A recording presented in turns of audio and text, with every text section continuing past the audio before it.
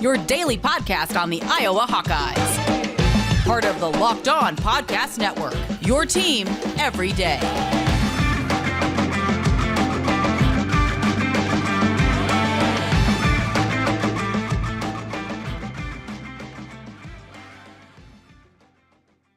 Welcome back, Hawkeye Nation, to another episode of the Locked On Hawkeyes podcast, your daily podcast covering your Iowa Hawkeyes on the Locked On Podcast Network. As always, I am your host, Wright Hillpiper, and before we get into things today, I want to thank you all for making the Locked On Hawkeyes podcast your very first listen every single day. You can find the Locked On Hawkeyes podcast for free wherever you get your podcasts at, and also on YouTube by searching Locked On Hawkeyes. Now, there are several topics that I want to talk about today. I'm going to talk about some recruiting for Iowa football. I'm going to talk about a little bit of basketball, and then I'm going to talk about women's wrestling at the end of the episode as well. So lots and lots of stuff to cover today. And the first thing that I want to get into is Kirk Speraw. Now, I talked about this a couple days ago on the podcast about how he was retiring. I believe that goes into effect June 30th. So we still got a lot to do. He's still got camps and stuff to go through like that and recruiting to help out with. So his time is not quite done at Iowa yet. But I didn't really get a chance to kind of get into why he's retiring, because obviously there's a reason behind it.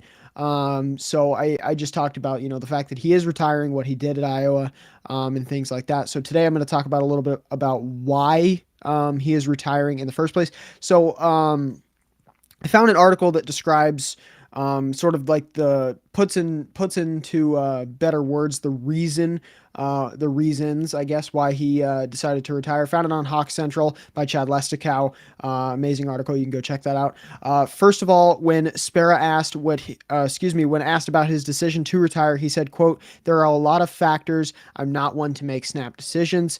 So the first reason is that was given was that life moves really fast and there's not really a way to slow it down. Obviously, I mean, this wasn't a part of it, but obviously, nobody's getting any younger. You know what I mean? Nobody out there is getting any younger. He's got several kids, several grandkids. And I believe he has one on the way. He's got 5 grandkids and 1 grandkid on the way now. So time moves fast. And I'm sure he still has a lot of things that he would like to do. And he just felt like it was his time to kind of jump off the horse and kind of, move on with his life a little bit. Obviously, Iowa has been a major part of his life over the last 40 plus years of coaching. He's been with Iowa for a very, very long time as well. So the second reason that was brought up was that college sports is changing a lot nowadays, especially talked about yesterday, the NIL deals, how they're going to continue to change and shape the world of college sports as a whole. I realize I was told that some of my information yesterday was inaccurate that had to do with NIL deals, so I apologize for that. There are several articles out there and several different things that you can look at about NIL deals if you would like some more information about that. Once again, I do apologize that some of my information was inaccurate. I was informed of that today, so I do apologize. But most of yesterday was my opinion on the whole NIL situation and the whole AD Gary Barta thing going on. So I apologize for that once again, that some of my information was inaccurate, but I'm trying my best here. So cut me a little bit of slack. We're, I'm still new at this whole thing, but we're getting after it and I'm trying my best. So, anyways, like I said, NIL deals are going to continue to change the shape of college sports, how they are now, how they were before, and how they are going to be. And obviously the one-time transfer rule thing, it becomes hard to have a guaranteed roster all of the time. And Sparrow talked about that as well, is that with the whole one-time transfer rule thing, it's hard to have a guaranteed roster year in and year out. You know what I mean? Because obviously any kid can transfer at any time for whatever reason it is. So it's hard to say. It's hard to say when you will have a guaranteed roster. Obviously there's kids that have, no reason to go anywhere else. And that are, prospering with Iowa, having really good athletic and academic careers in college. So there's no reason for them to go. So those guys are a little bit easier to tell, but yeah, I mean, he's right. There's no guarantee. There's no guaranteement of rosters nowadays in college sports. So it's hard to kind of do that. Sparrow said, quote, "That's part of it." And I think that's part of it in a lot of people's minds, honestly, with the transfer portal, and NIL and everything that's coming with that, which everyone can see. which everyone can see because there's a new headline every so often. It's like, do I want to battle that? I'm not sure I wanted to go down that path. And I agree with Speraw. I mean, it's hard to navigate the college world of sports as a coach, as a player. But now with the whole NIL deal thing and the whole one-time transfer rule, it's become even harder to navigate the world of college sports, especially as a coach. Because obviously you don't know that your players are telling you everything all of the time. So it's hard to know, as I mentioned, it's hard to have a guaranteed roster for next year or for the next season. So it's hard to say that, college sports is not changing every day, because it is. It's changing every single day in little small ways. And sometimes, with the NIL deal thing and the one-time transfer rule, it grows faster and faster as time moves on. Speaking of time moving on, the next thing that was brought up about it is the timing. Iowa has had a lot of good seasons, but in particular, Sparrow's first season where Iowa made it to the Final Four, and this past season with the Big Ten championship, and obviously making the NCAA tournament, which isn't as big of an accomplishment nowadays when you look at the grand scheme of things. But it is still, I mean, there's only 64 teams there, so it's still an accomplishment. But obviously Iowa being Big Ten champions this year kind of aided into that. As I mentioned, Iowa made it to the Final Four in Sparrow's first year of assistant coaching at Iowa under McCaffrey. Speraw said, quote, "It was pretty fortunate to get to start with Lute and beyond lucky to get a Final Four in my first year of coaching and to finish with a Big Ten championship on the way out the door. It just seemed like a good time to do it." And he also said, "It's time to go spend time with my grandkids." Now, Coach McCaffrey knew about Sparrow's retirement about a month before it was actually announced. So he knew about Billy Taylor. He knew about Speraw. So he knew he was going to have two open assistant coaching jobs coming up. So he filled Billy Taylor's position, obviously, fairly fast with Eldridge. But I think he's going to take a little bit more time with Speraw when it comes to replacing him, because it's going to be hard to replace him. Several student athletes on this Iowa basketball team have nothing to say but great things about this guy, that he's a phenomenal coach on and off the court. He's a phenomenal person. So it's definitely going to be hard for McCaffrey and the rest of his coaching staff to find somebody who's going to be able to live up to the very, very high standards that Speraw set as an assistant coach. Now, to get into recruiting a little bit today, before we talk about that really quick, I want to talk about Built Bar and their new birthday cake puffs. Oh my gosh, they are so good. Imagine dipping your finger into a tub of like birthday cake frosting, but it actually has 150 calories and 16 grams of protein. It's absolutely amazing. That's exactly what it's like to try one of these birthday cake Built Puffs. I just received my birthday cake puffs, and I have never had anything like this before. They're so good. They're available right now, and we can't promise, obviously, that they're going to be there tomorrow. So please go check them out when you hear this. And if you haven't tried the puffs, I'll let you in on a little secret, because that is what friends do. A chocolate-covered marshmallow protein bar. Yeah, that's exactly what it is. It's chocolate-covered marshmallows with a bunch of protein in them. They are amazing. They have 150 calories, 16 grams of protein, only 9 grams of sugar. This limited time flavor is an amazing option if you are looking for a healthy way to get flavor and variety into your day. All Built Puffs are covered in 100% real chocolate. That means that with Built, you can eat healthy and actually enjoy doing it. And they are made with a collagen protein, which your body absorbs more efficiently and provides tons of health benefits. So go to Built.com and check out the birthday cake puffs now. And also right now we have a promo code going on. It is LOCKED15, so you can get 15% off your order at checkout. Once again, that code is LOCKED15, LOCKED15, for 15% off your order at Built.com. As I mentioned, getting into recruiting a little bit for today's episode. 2 recruits that I want to talk about today. We're going to talk about them individually because one has just been offered by Iowa, and the other one, while also has just been Iowa, actually committed the day after. So Zach Lutmer got an offer from Iowa yesterday on Thursday, committed today, this afternoon. So I figured I'd talk about it. I was going to talk about Lutmer and the offer yesterday on yesterday's podcast, but I ran out of time. I just didn't really get the chance to get into it. So, I mean, it doesn't really matter because he committed anyway. So he is in the class of 2023, 6'1", 190 pound, 3-star defensive back / safety out of Central Lyon. He received an offer, obviously, as I mentioned, yesterday from Iowa and committed today. He had offers from South Dakota State, South Dakota, Iowa State, and Minnesota had showed interest as well, but had not offered him any sort of scholarship deal. That being, as I said, Iowa State and Minnesota, not Iowa Soda.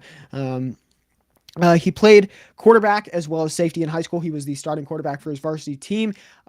Last season, he had 80 completions for 1,016 yards and 8 touchdowns, as well as being a quarterback, had 149 carries for 1,246 rushing yards, 22 rushing touchdowns, and 3 successful 2-point conversions.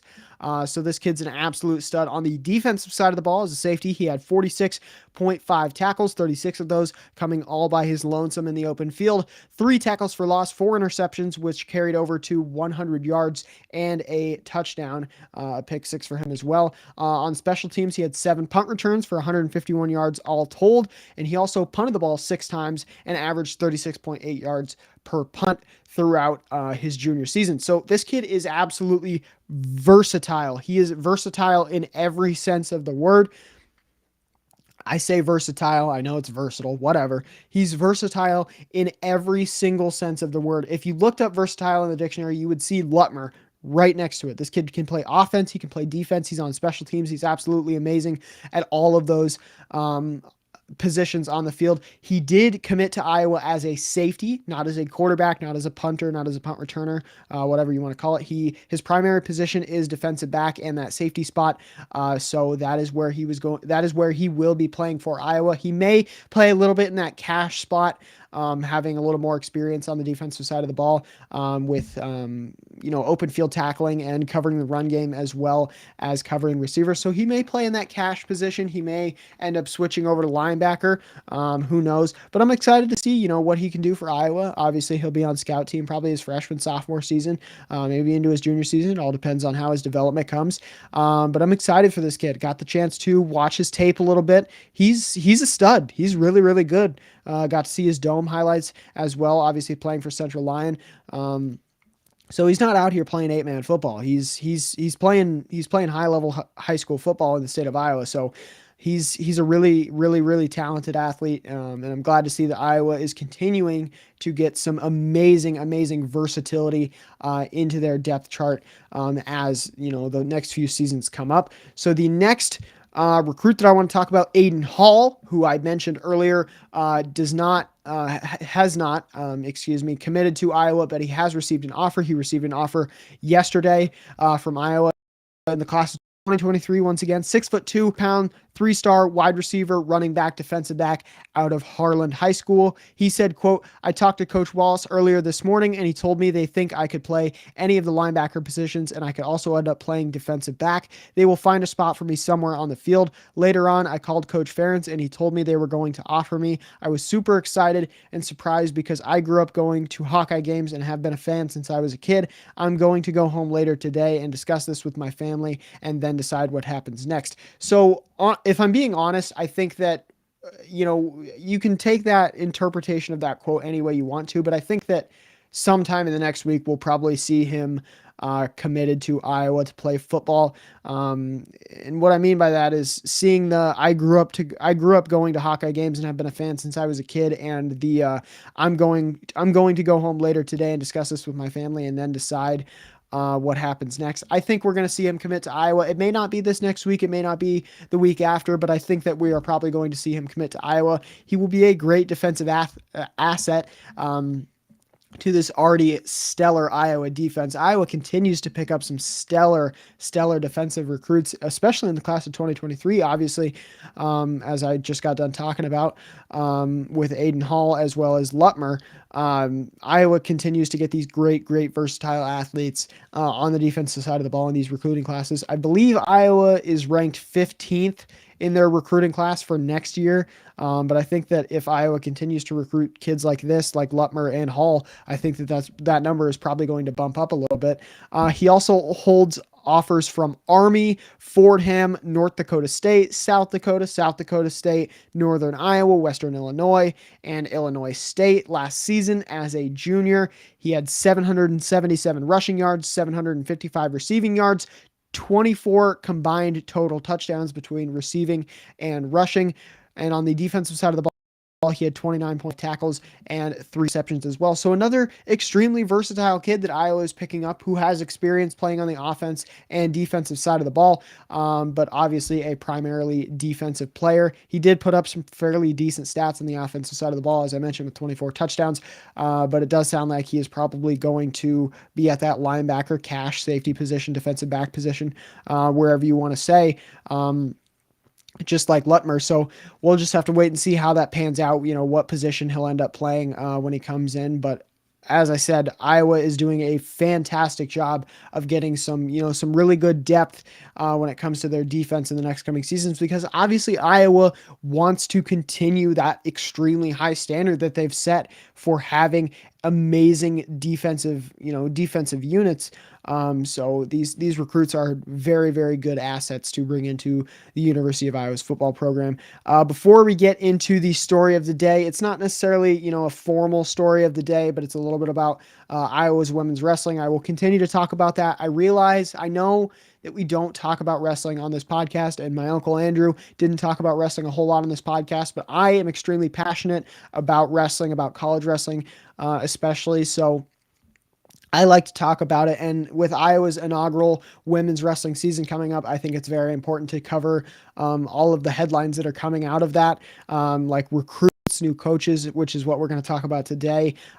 So if you don't like that content, let me know. But I enjoy covering it, and I think it's important to keep everybody informed, especially because it's the inaugural season for women's wrestling too, and I am very passionate about wrestling. So before we get into talking about Iowa's new coach, I want to talk about BetOnline really quick. Our partners at BetOnline continue to be the number one source for all of your betting needs and sports info. You can find all of the latest odds, news, and sports developments, including this year's basketball playoffs, Major League Baseball scores, fights, and even next season's NFL futures.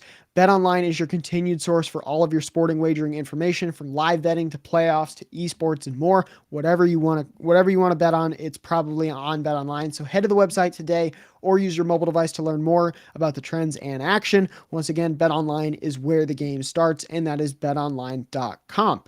BetOnline.net, not betonline.com. So, as I mentioned, a new coach in Iowa women's wrestling is an assistant head coach, or an associate head coach, not an assistant coach, not an assistant head coach, but an associate head coach. His name is Gary Mayabb. You may know who he is. If you don't, let me tell you. Carissa Chun announced today that Mayabb will be joining the coaching staff. Mayabb is a long-time USA wrestling coach, as well as a former high school wrestling coach, down in Missouri, which we will get to talk about in just a minute. Chun said, quote, about Mayabb, "I saw firsthand the work Gary did with USA Wrestling, and I'm excited to have the opportunity to work with and alongside him in building this program. We worked in different programs at USA Wrestling, but I got to see all the work he put in." Sorry, I'm having my eyes are really dry for some reason. For all of you watching on YouTube, I keep itching my eyes. My eyes are really, really dry. But I got to see all the work he put into building men's Greco in the U.S. Gary is a hard worker, unites people, and is well connected. He has trained the development age groups all the way to senior level athletes for decades, so he knows how to relate to different athletes. During the interview process, it was clear that our values aligned in how we wanted to build this program. Gary has high integrity and will serve our student athletes well.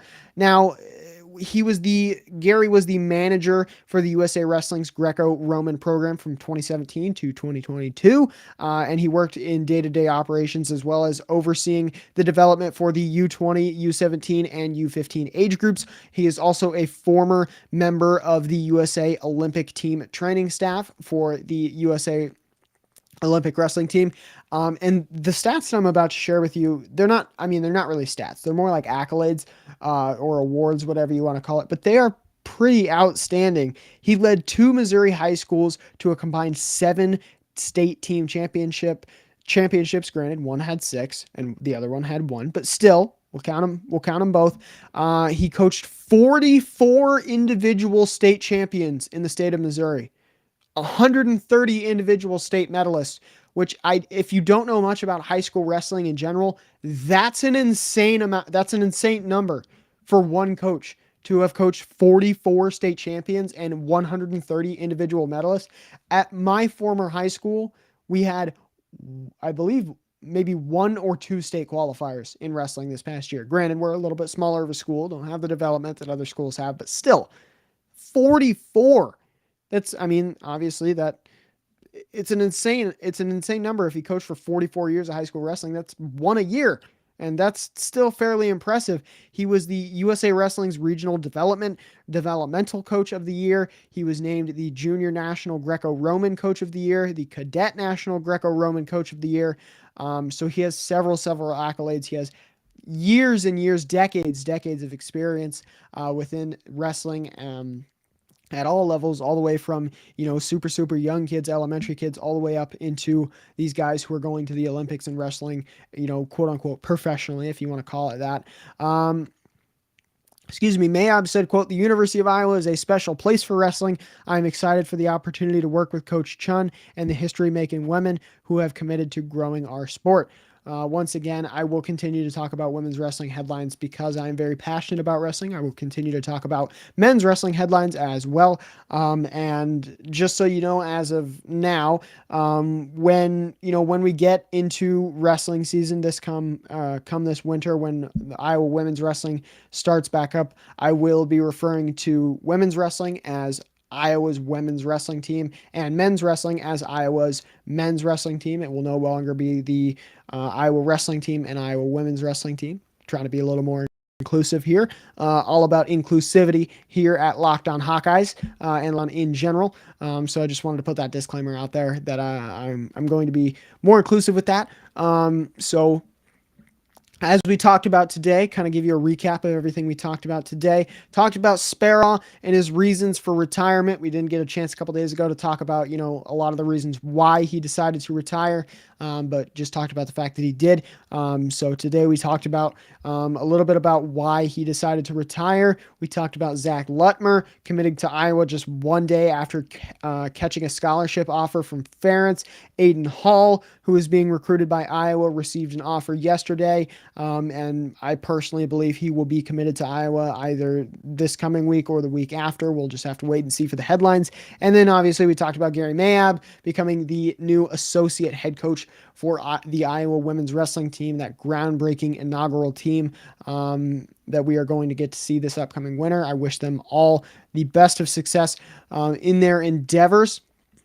I realize maybe a little bit shorter of an episode today. I'm sure those of you watching on YouTube just saw me switch from my notes back to my stream deck, but that is okay because I have to take notes. I can't do this all out of my head. That's just not how it works. But anyway, I want to thank you all for tuning in to today's episode. We will see you all back on Monday. I believe I will be with LaShawn on Monday. The only reason I didn't have LaShawn on today is just because I had so much stuff to cover in today's episode. And you guys know just as well as I do, when we get LaShawn on here, me and him get into it. We get into talking and we have, 45 to 50 minute long episodes. So I wanted to save that for Monday. And obviously, or excuse me, not obviously, but I think that next week we're going to have LaShawn on a few more days than just Monday and Friday. Obviously, did not have him on this Friday. So we're going to try to get him mixed in more days throughout the week.